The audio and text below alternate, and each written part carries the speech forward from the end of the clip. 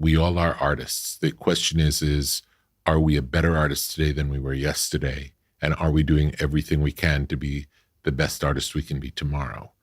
And we're all art. We may not all be Da Vinci, but are we better than we were? And can we continue to become better and better and better? And it's an ongoing, iterative process over the course of our lives.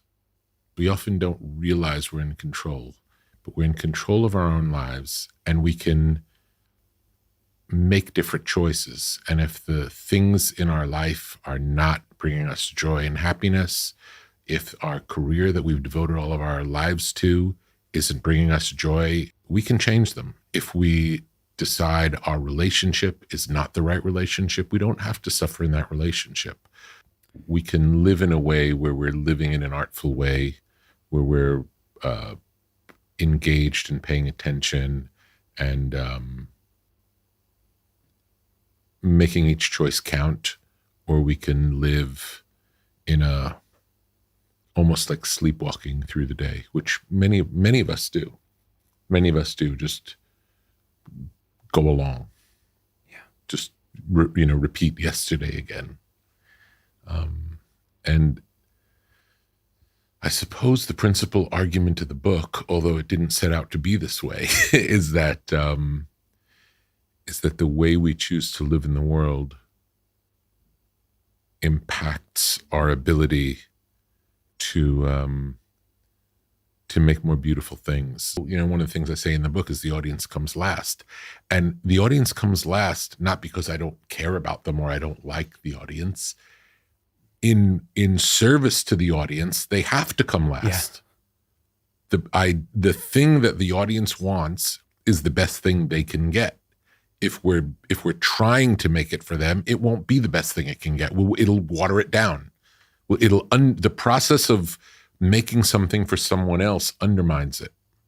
If there's a group of people who are expecting a certain thing from you,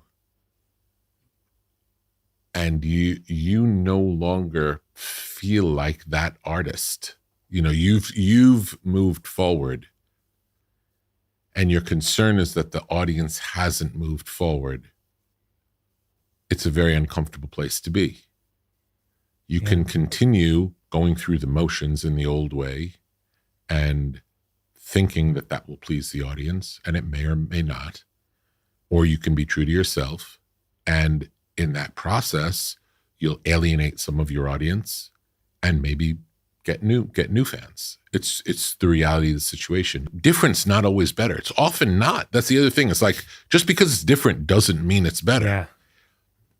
And let's assume that because it's different, it's not worse. We don't know. It's like you have to experience it and see. Sometimes the shock of the news is very exciting. And it's like, yeah. But sometimes it's if someone tells me something that doesn't make sense to me, I want to know more. I want to know everything. I don't discount what they're saying, just the opposite. So there's time where having rules makes sense. In general, in the world, rules are there to establish an average behavior. And I'm not sure that average is anything to aspire to.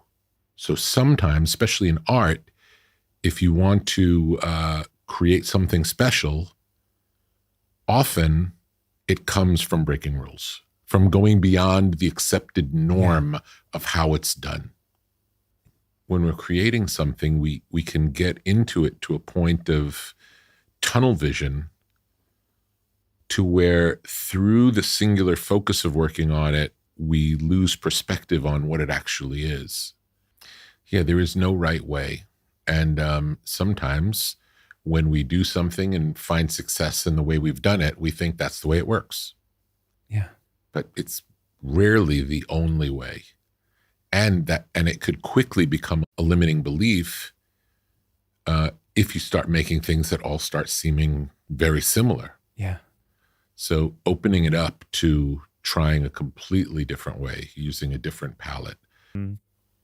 You'll definitely learn through you'll learn both through successful and failed experiments. Like each one will get you closer to where you're going. And it's impossible to know until you try as many things as you can try, and you'll be surprised, and you'll say, oh, these three things are all kind of good. I've never done them these way before, or the old way is still the best, or you won't know. There's no way to know.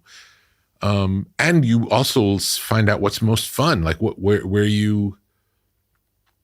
part of the discovery process is most exciting to you. And that might work its way into it sounding a particular way. If you're engaging in it in a way that sparks something new in you out of the excitement of the way that it's happening, you may run out of energy, but not creativity. You may be too tired, but that's all. In some ways, the more you engage in different creative practices, the better they all get. Yeah. They all get better.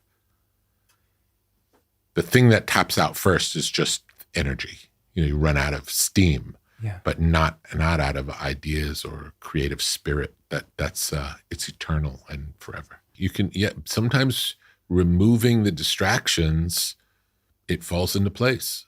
And I can also say the opposite is true in the studio, where we'll be working and trudging along and it seems mediocre, and then all of a sudden it gets good and everyone looks at each other like something's happening, and you feel it in the moment. That's actually more common. Yeah. Feeling it in the moment and recognizing something special is happening. Never say you can't do it. Say, I haven't done it yet. I haven't done it yet. And that's true with everything. It's like, there's nothing that you can't do. You may not have done it yet. We don't know if you can do it or not until you really practice, and then you find out if you can do it or not, or how well you can do it. Yeah.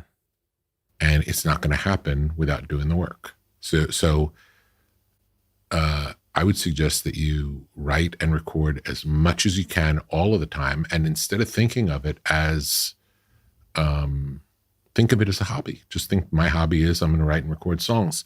And then there'll come a time through that process where you'll look back and go, I think this batch is ready to share with people.